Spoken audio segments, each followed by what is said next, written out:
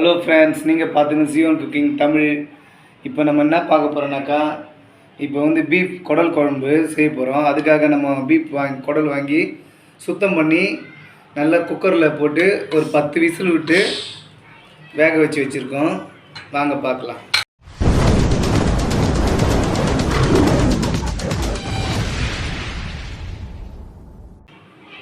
நம்ம சேனல் பார்க்குறவங்க மறக்காமல் சப்ஸ்கிரைப் பண்ணிவிடுங்க.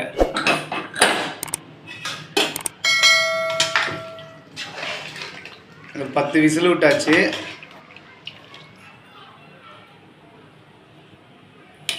நல்லா வெந்திருக்கு. அதுக்கப்புறம் நம்ம குழம்பு செய்ய போகிறோம்.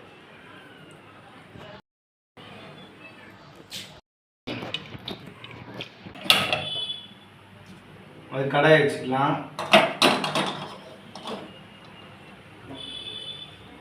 கடாய் நல்லா காஞ்சதுக்கப்புறம் எண்ணெய் ஊற்றிக்கலாம்.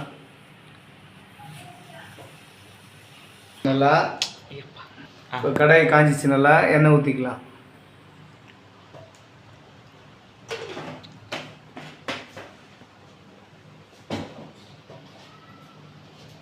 இப்போவே கொஞ்சம் சோம்பு போட்டுக்கலாம்.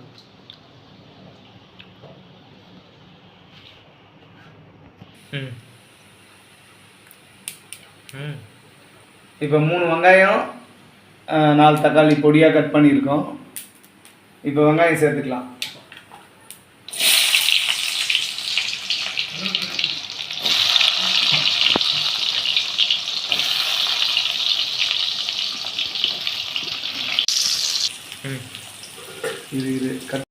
வெங்காயம் நல்லா வதங்கணும். இப்போ நல்லா ப்ரௌனாக வந்ததுக்கப்புறம் நம்ம இஞ்சி பூண்டு பேஸ்ட் சேர்த்துக்கலாம். இப்போ வெங்காயம் நல்லா பொன்னிறமாக வதங்கிடுச்சு. இப்போ நம்ம இஞ்சி பூண்டு பேஸ்ட் சேர்த்துக்கலாம்.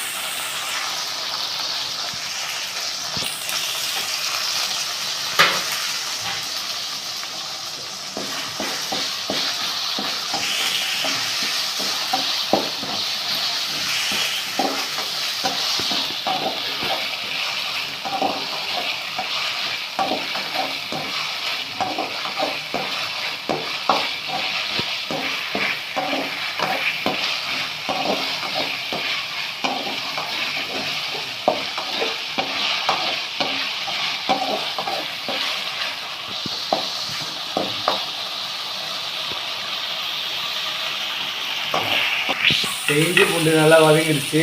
இப்போ நம்ம தக்காளி சேர்த்துக்கலாம். தக்காளி போட்டு நல்லா குழைக்கணும்.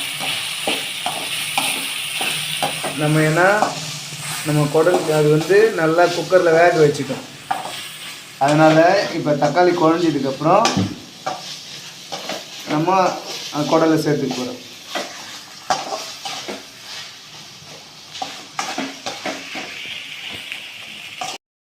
இப்போது தக்காளி வதங்கிறதுக்கும் குழம்புக்கு தேவையான உப்பும் நம்ம இப்போ சேர்த்துக்கிறோம். இந்த ஸ்டேஜில் சேர்க்கும்போது நல்லா தக்காளி வதங்கிடும். உப்பு சேர்க்கும்போது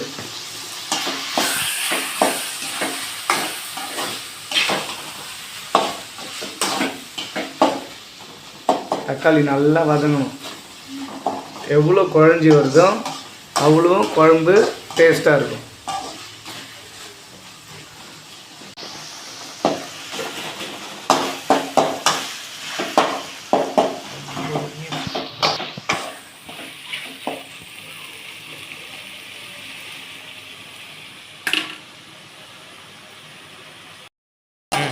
இப்போ தக்காளி நல்லா குழஞ்சிருச்சு.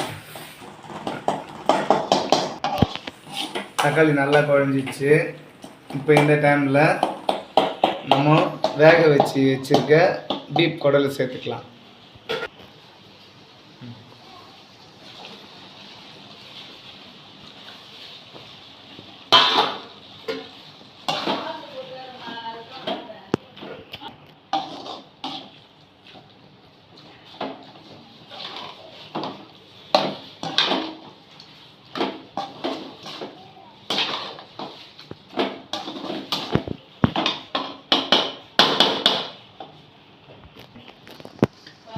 மஞ்சத்தூள் போட்டுக்கிறோம்.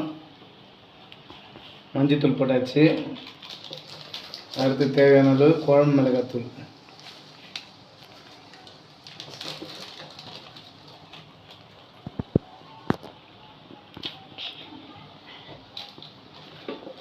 அது கூடவே கொஞ்சம் கரம் மசாலா சேர்த்துக்கலாம்.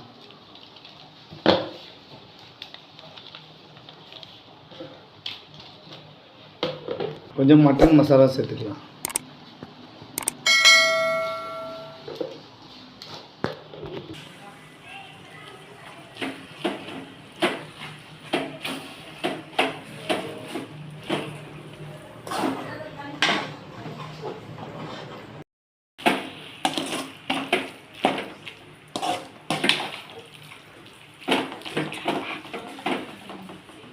இப்போ மசாலா எல்லாம் சேர்த்தாச்சு. தேவையான அளவு தண்ணி ஊற்றிக்கலாம்.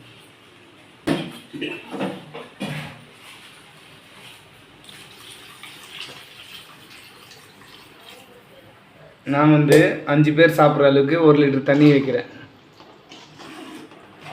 இது நல்லா கொதிச்சு அப்படியே பாதி அளவு ஆகிடும். அப்போது நல்லா டேஸ்ட்டாக இருக்கும்.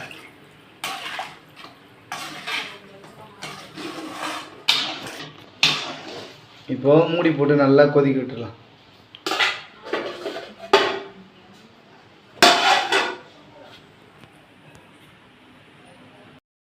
இப்போ நம்ம திறந்து பார்த்துக்கலாம். நல்லா கொதிக்குது. இந்த டைமில் உப்பு காரம் டேஸ்ட் பார்த்துக்கலாம். நல்லா வச்சு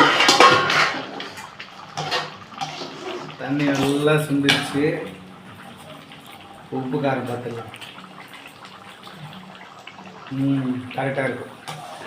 இந்த டைமில் என்ன பண்ணலாம், கொஞ்சம் மல்லித்தழை சேர்த்து சிம்மில் வச்சிடலாம்.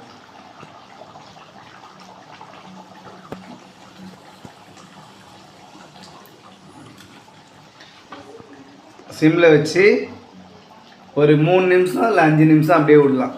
அதுக்கப்புறம் நம்ம இறக்கி சாப்பிடுவோம். மூடி வச்சிடலாம்.